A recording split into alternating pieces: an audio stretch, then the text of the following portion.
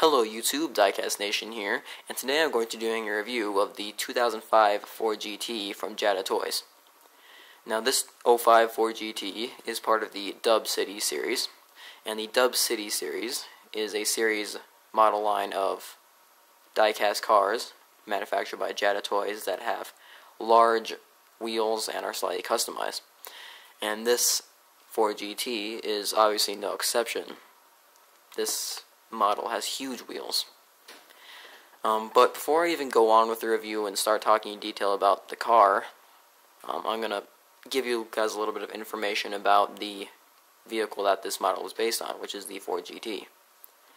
Now, the Ford GT was originally released in 2004 by Ford Motor Company, and it's based off of the Ford GT40 race car that was very, very popular in the 1960s.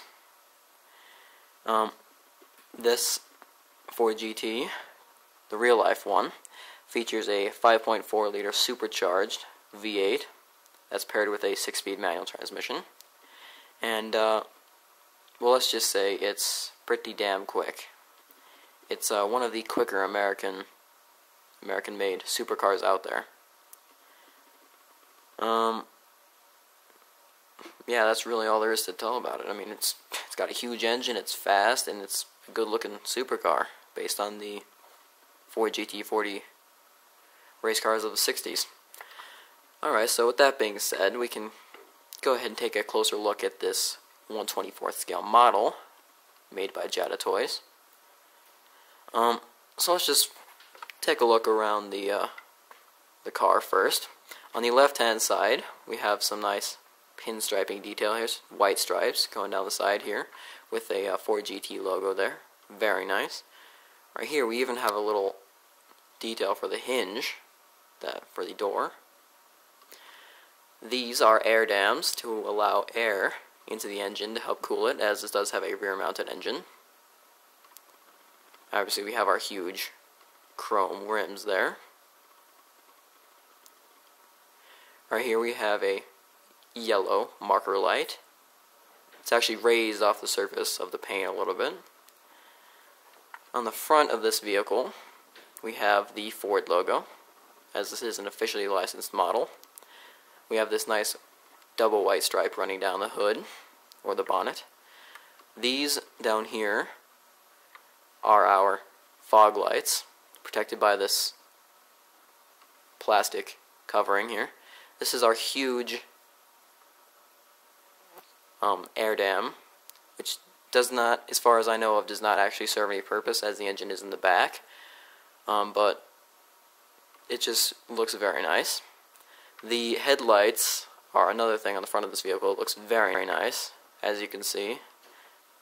They have some nice turn signal detail down here and high beam detail, that kind of thing. Very nice looking headlights, and they are covered by this plastic that has a black rim around it. Looks very nice. Also on the hood, we have this little flap type thing that opens to reveal some electrical equipment and some storage area.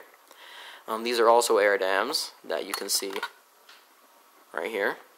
And I'm not sure if they actually serve any purpose either, as the engine, of course, is in the back, but I think they're mostly there for looks, and they do accomplish their job very well. They make the car look very nice from the front. I appreciate the wiring detail, fuse box detail underneath here. And this little piece has a little thing right here, so you can easily stick your finger in there and open it. Right here is the fuel filler cap. Very large chrome fuel filler cap. Again, another marker light over here. Same hinge detail, pinstriping detail. There's a fly in here. Again, air dam.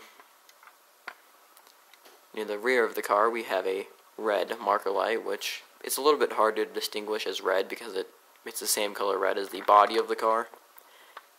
And my camera is actually picking up the color of this car as kind of an orangish red, but in real life it's a little bit darker colored, less orange-like. Now on the back we have nice taillights here, nice large retro-style taillights. They do have red plastic covering them. We have some nice vents here and a nice license plate holder there. This is Dub City, which is the series that this model's from. We have huge dual exhaust here, center mounted dual exhausts. Very nice. On top of the engine bay here, we have a nice covering here, obviously. Here's some vents, some more vents here, more vents. This is a huge engine and it's got to have a lot of cooling. We also have a nice window here so you can have a look at that glorious 5.4 liter V8.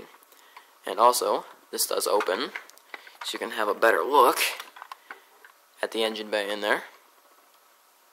I appreciate the amount of detail that they put into the engine on this model. I think it looks very nice. This is just part of the superstructure of the car, the frame. As you can see, we have the wheel arches here. Now, both doors do open on this model.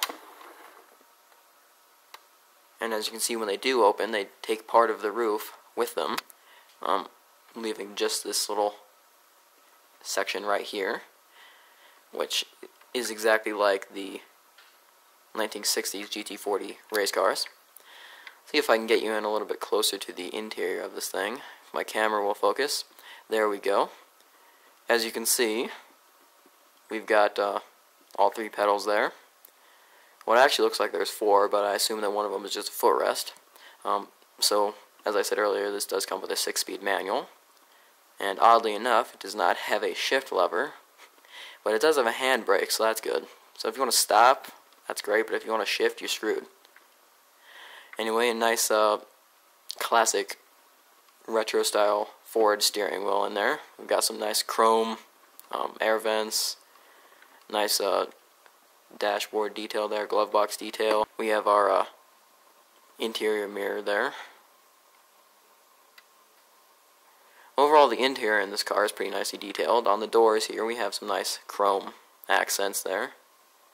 Door handle detail on the inside. And let me just open up all of the parts of this car so you can have a look at what this thing looks like when it's all opened up. Now, unfortunately, the cover over the engine does not stay open, which is a little bit unfortunate. So I do have to hold that up, but that's a basic look you get when the doors and the hood and the engine cover are open. Looks very nice. Now, one thing you'll notice, the rearview mirrors on this car are missing. Now, unfortunately, they did break off. They're just flimsy little plastic mirrors. And so those broke off, unfortunately. And I haven't gotten around to gluing them back on, but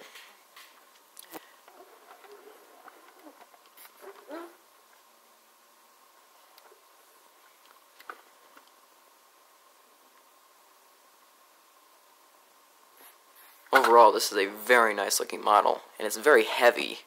You can tell that this thing has a really nice build quality. It's almost all metal.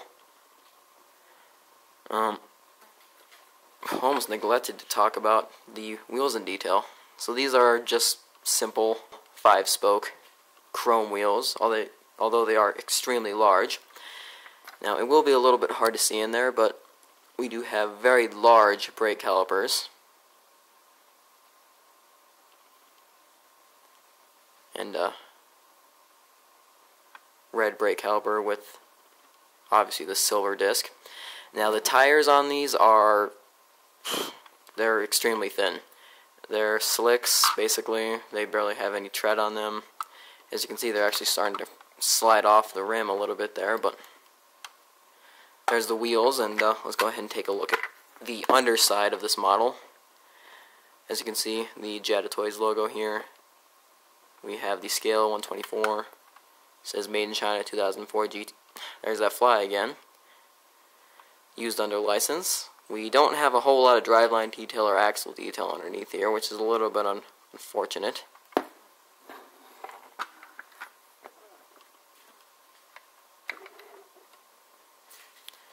But there we go. That's the 2005 Ford GT from Jada Toys. I think it's a very... This fly just won't go away.